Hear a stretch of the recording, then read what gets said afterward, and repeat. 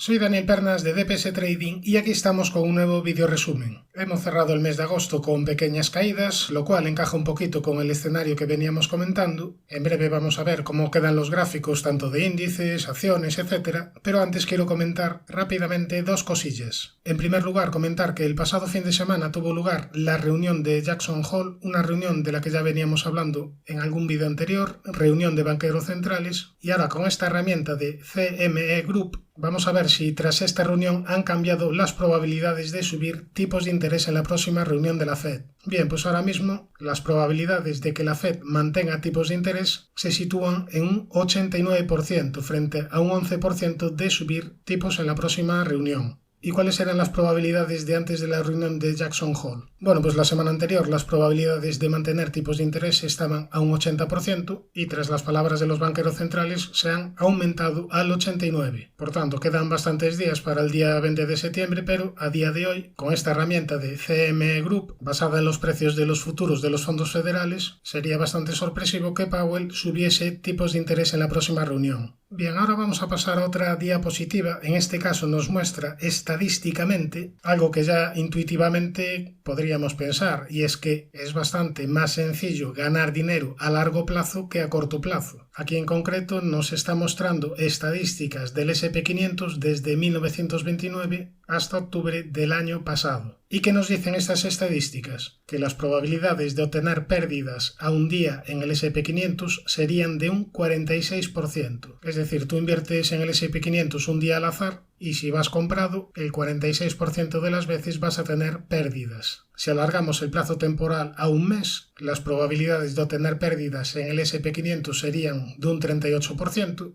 Si seguimos ampliando el horizonte temporal, en este caso a un trimestre, las probabilidades de pérdidas serían de un 32%, a un año las probabilidades de pérdidas serían de un 26%, a 3 años de un 16%, a 5 años las probabilidades de perder en el S&P 500 serían de un 10% y a 10 años las probabilidades de perder serían tan solo de un 6%. Por tanto, invirtiendo únicamente al azar, si mantienes tu posición comprada en el S&P 500 a 10 años, tendrías un 94% de probabilidades de obtener ganancias. Por tanto, las estadísticas estarían a nuestro favor cuanto mayor sea el plazo de inversión. Obviamente, comprar al azar pues no sería la mejor de las estrategias, sobre todo si inviertes el total de tu inversión en un único punto, porque podrías estar comprando en máximos del mercado. Pero bueno, aún así el porcentaje sería de un 94% de probabilidades de ganar. Una estrategia bastante razonable sería la estrategia DCA, Dollar Cost Average, donde vamos invirtiendo periódicamente una determinada cantidad al mes o al trimestre. Y otra estrategia pues sería comprar cuando tu plan de inversión te dé compra y vender cuando tu plan de inversión te dé venta. Bien, hechas estas reflexiones que espero que te hayan resultado útiles, nos vamos ya a ver los gráficos. 2 segundos para el disclaimer. ¡Arrancamos!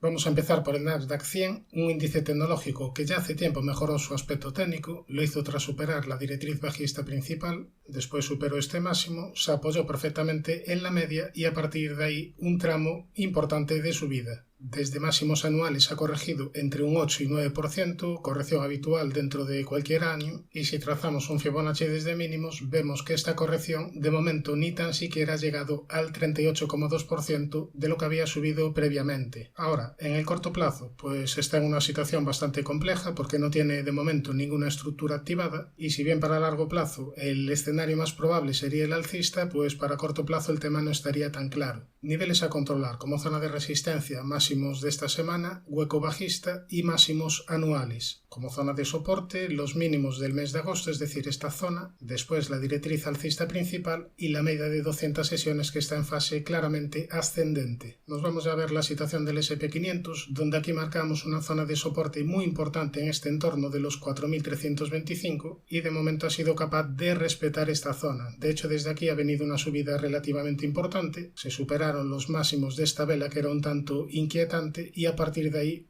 nuevo tramo de subida para ir a buscar la siguiente zona de resistencia. Por tanto, los máximos de esta semana sería la primera zona a superar, después el hueco bajista y los máximos anuales. Zona de soporte importante los 4.325 y la media de 200 sesiones que está en fase ascendente. Respecto al Dow Jones, seguimos con los dos objetivos alcistas activados, el primero hacia la zona de los 36.980 por este hombro cabeza hombro invertido y el segundo por segundo impulso alcista hacia niveles de 37.360 puntos. Tiene primera zona de soporte en esta doble directriz que viene uniendo mínimos, en la media de 200 sesiones, en niveles de 33.500 aproximadamente y en la zona de los 32.540. Respecto al Russell 2000, seguimos señalando una semana más el nivel clave de medio-largo plazo, niveles de 2.033-2.034 puntos. En caso de superar esta zona, estaría activando una gran estructura de doble y triple suelo, aumentando las probabilidades de mayores subidas. Ahora, en el corto plazo, tendría primera zona de soporte la media de 200 sesiones y la zona de los 1.827, primera zona de resistencia los máximos de esta semana y los comentados niveles de 2033-2034. Yéndonos ya para Europa, tenemos aquí el gráfico del DAX, donde marcamos una primera zona de soporte muy importante en los 15.456 y de momento ha sido capaz de respetar este nivel. De hecho, desde aquí ha venido un primer rebote importante, rebote que se ha frenado en esta zona pivote. Esta sería la primera zona de resistencia a batir, zona de los 16.042 aproximadamente. En caso de superar esta zona, después ya tendríamos el hueco bajista y la zona de máximos anuales. Si nos vamos al Eurostoxx, aquí lo último que comentábamos era que se había anulado una estructura de rectángulo, técnicamente estaba anulada, pero que no había cerrado por debajo de los 4.198. De hecho, marcamos esto, la zona sombreada, como primera zona de soporte. Desde aquí han venido unas pequeñas subidas y bueno, aquí el aspecto pues está bastante lateral últimamente. Zona de resistencia importante de largo plazo los 4.491, zona de soporte los 4.175 y para largo plazo los 3.980 puntos. Si nos vamos al IBEX, índice español, aquí hay que tener cierta precaución en caso de perder los 9.170. No sería una estructura excesivamente clara, pero se asemejaría un poco a un hombro-cabeza-hombro. En caso de perder los 9.170, tendría cierta precaución y ya vigilaría el siguiente nivel en los 8.966. Por último, soporte importante de largo plazo en el entorno de los 8.500. Si nos vamos al CAC, índice francés, se encuentra en tendencia lateral en los últimos meses, zona de resistencia en los 7.582, zona de soporte en los 7.050. En caso de perder los 7.050, el siguiente nivel a vigilar sería la zona de los 6.796 puntos.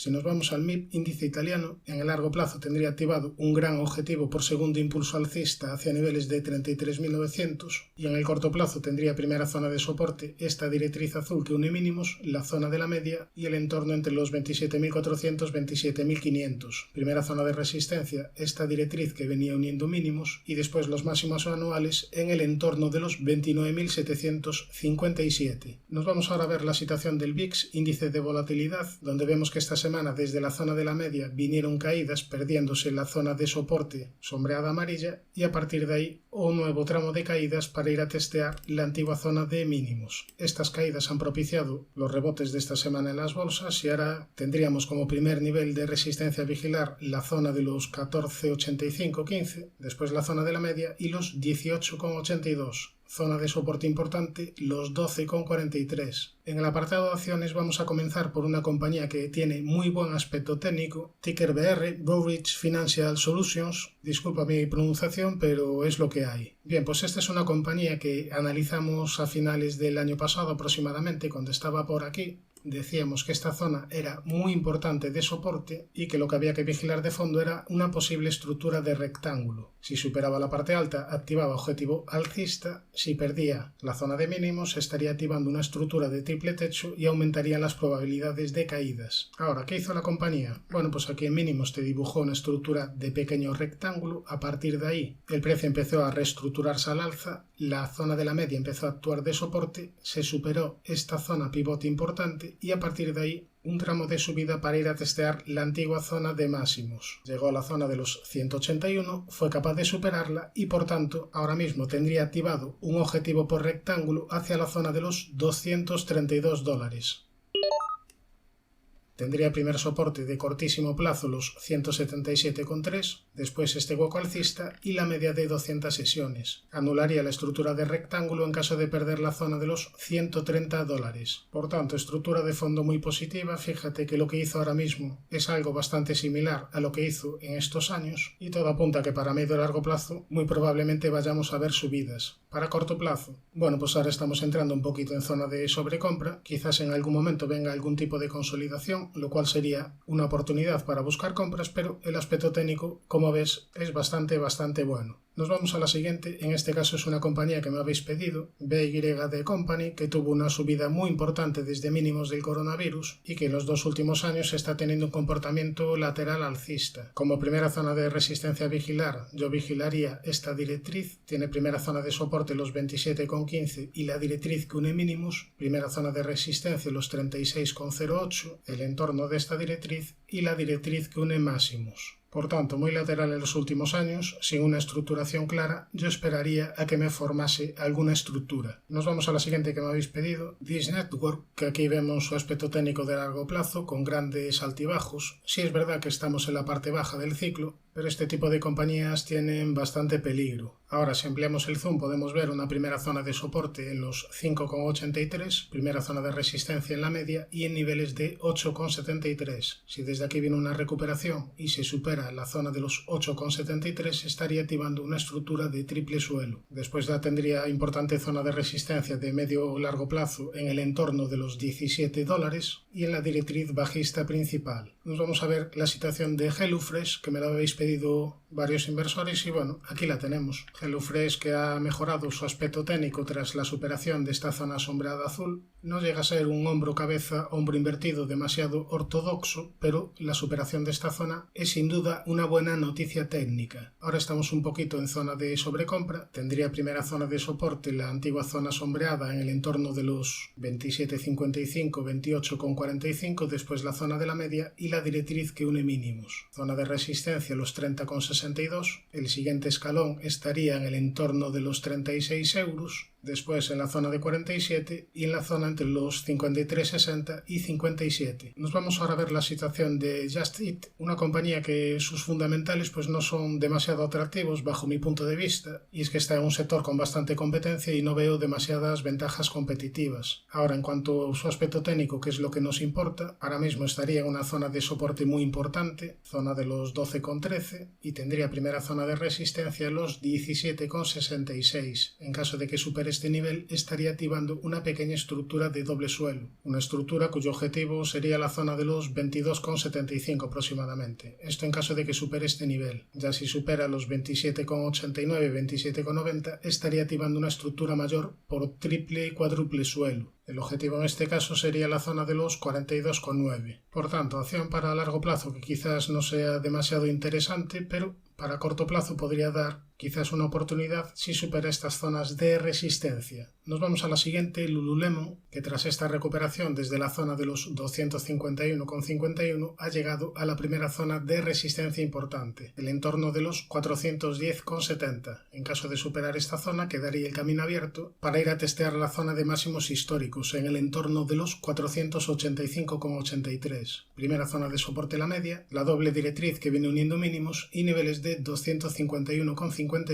Nos vamos a la siguiente, MicroStrategy, ticker MSTR, una compañía bastante volátil. Aquí tenemos el aspecto técnico de largo plazo con caídas fortísimas desde la zona de los 1315, pero ahora en el corto plazo ha frenado las caídas activando una estructura de rectángulo, una estructura cuyo objetivo sería la zona de los 580 aproximadamente. Tendría primera zona de soporte la media de 200 sesiones que está en fase ascendente, tiene primera zona de resistencia esta directriz que viene uniendo máximos. Fíjate que anteriormente también tenía zona de resistencia la directriz que unía máximos, superó la directriz y a partir de ahí vino un tramo de subidas. ¿Pasará ahora lo mismo? Pues lo iremos viendo. Nos vamos a la siguiente, Nike, una compañía siempre interesante a vigilar y que tiene una zona de soporte muy importante en esta directriz que viene uniendo mínimos de largo plazo y tiene también soporte importante en el entorno de los 81,46. Desde esta zona vino un rebote bastante importante que se frenó en la zona de los 130,49 y tras esta reacción bajista hemos perdido el 61,8% de lo que llevábamos de subida. Por tanto, esto ya no puede ser un impulso Fibonacci, lo vamos a eliminar y ahora tendríamos una primera zona de resistencia en este entorno de los 103,60 aproximadamente, después en la zona de la media y en esta zona importante sombreada en el entorno de los $116. En caso de que se produzcan caídas y el precio vaya a visitar este entorno de los 81,73 aproximadamente, pues aquí en esta zona habrá que ir vigilando posibles señales del precio. Ojo, no tiene por qué darse este escenario. Perfectamente podría ir superando niveles, superar los 130,49 y a partir de ahí ya ir desarrollando máximos y mínimos crecientes. Pero en caso de que venga una corrección, esta zona ya sería bastante interesante a vigilar. Nos vamos ya a la siguiente, Robert Half,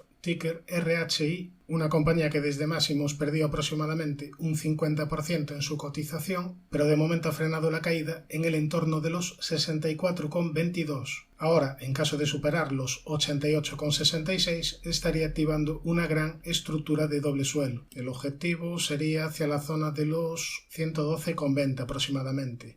Ahora estaría en la primera zona de soporte como es la media y como zona de resistencia yo vigilaría la directriz bajista principal, los 84,30 y sobre todo los 88,66. Huelga decir que en caso de perder la zona de los 64,22 sería una señal bastante negativa y abriría las puertas a quizás más caídas. Nos vamos a la siguiente. Kraft Heinz, que está en una situación bastante lateral en los últimos meses, últimos años. Ahora la cotización se está aproximando a una zona de soporte importante, zona de los 30,45 aproximadamente, y como zona de resistencia tendríamos la media de 200 sesiones y el entorno de los 42,12. En caso de superar los 42,12, el siguiente escalón estaría en el entorno de los 50,80, después ya el siguiente en el entorno de los 58,90, en los 66,30 y ya en los máximos de la historia en el entorno de los 72,89. En caso de perder zona de soporte, obviamente sería una señal negativa, el siguiente nivel estaría en los 25,45 y después ya nos quedaría la zona de mínimos en el entorno de los 17,18.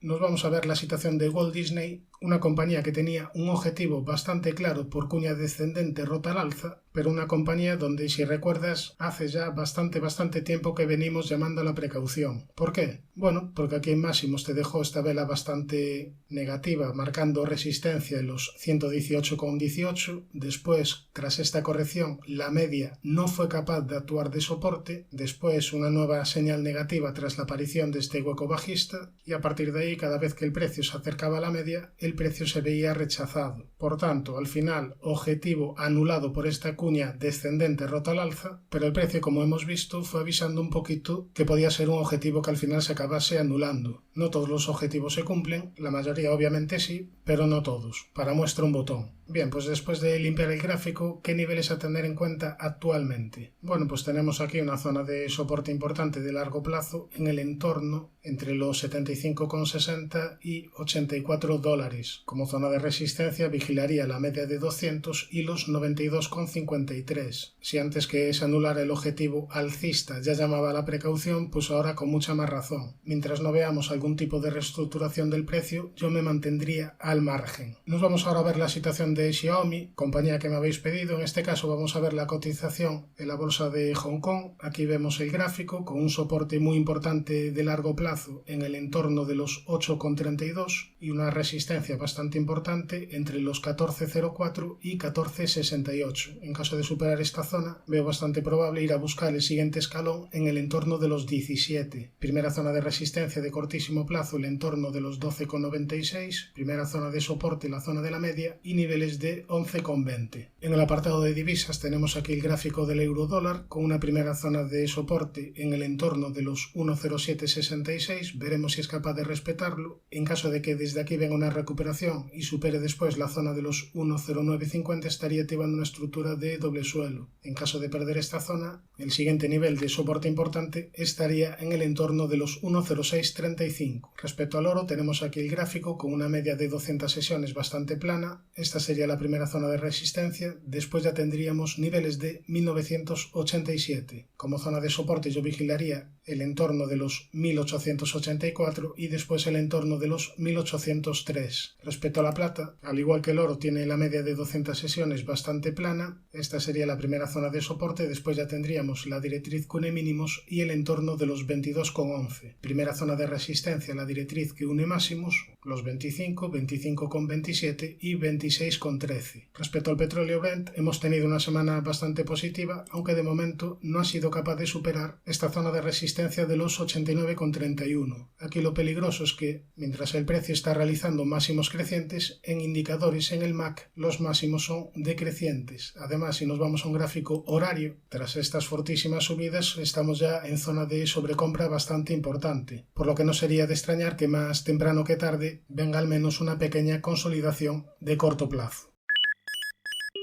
Suscríbete al canal si te ha gustado este vídeo y no te olvides de activar la campana para no perderte ningún contenido. Un saludo, mucha precaución y buenas inversiones.